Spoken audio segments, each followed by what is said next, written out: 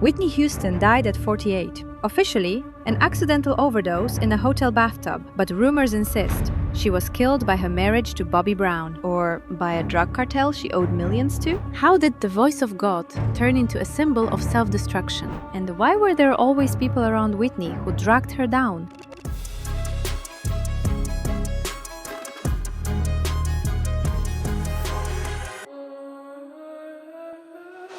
I'm Polina. Subscribe to my channel. Every week, one star, one mystery, one truth that's hard to believe. She's 25, the queen of pop music, selling millions of records. Her voice is called the voice of God. Beautiful, religious, flawless. She was on top of the world, and it seemed like it would last forever. But it was on this very night, April 12, 1989, that her downfall began. Los Angeles, the Soul Train Music Awards. Whitney was sitting in the audience, chatting with friends, when she accidentally hit him on the head. He turned around and said coldly, "All right, just don't let it happen again." Whitney, used to being adored, was thrown off. She didn't yet know that the guy who refused to fall at her feet would walk into her life and destroy it. He's 20, the cocky leader of the musical group New Edition, a teen idol with a bad boy reputation, a gunshot wound, run-ins with the law, 3 children by different women. On stage he was provocative, explicit dance moves, wild charisma. Fans went crazy for him.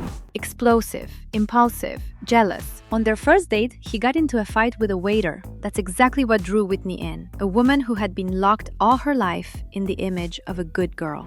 On July 18, 1992, they got married. A year later, their daughter, Bobby Christina, was born. Back then, it seemed like a story about how a bad boy found his light. America saw a fairy tale, but no one knew what this love would really lead to.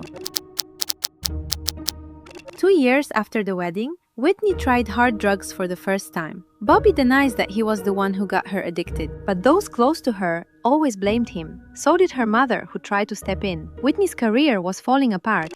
Crack is cheap.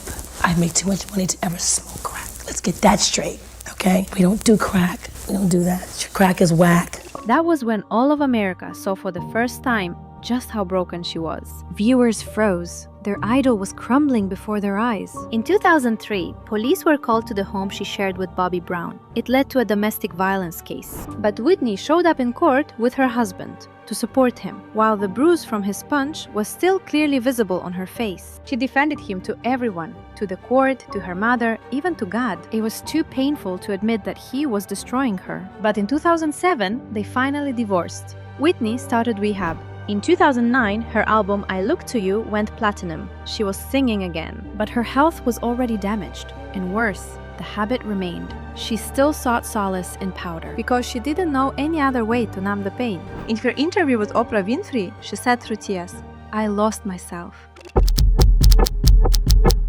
On February 9, 2012, Whitney flies to Los Angeles for the Grammy Awards. Witnesses recalled that Houston looked agitated and was trying to warm up her voice. Health problems had destroyed her vocal cords. The performance had to be cancelled so as not to subject the artist to public humiliation. That night, Whitney did step onto a stage at the True Hollywood Club at her friend Kelly Price's party. That performance wasn't planned.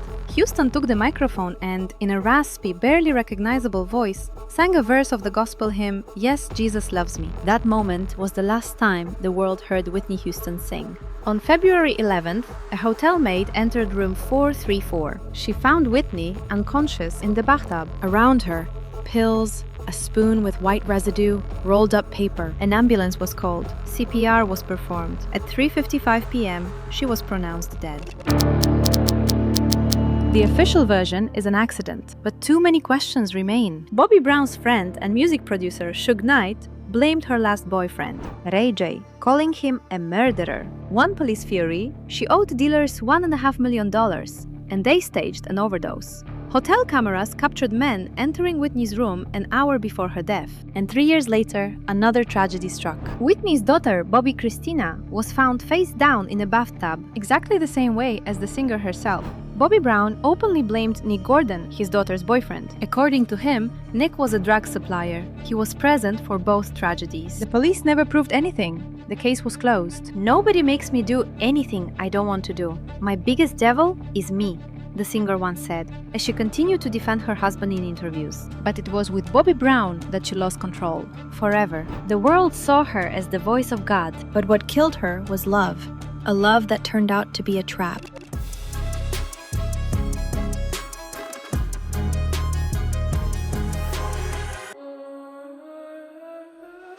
I'm Polina. Subscribe to my channel. Every week, one star, one mystery, one truth that's hard to believe.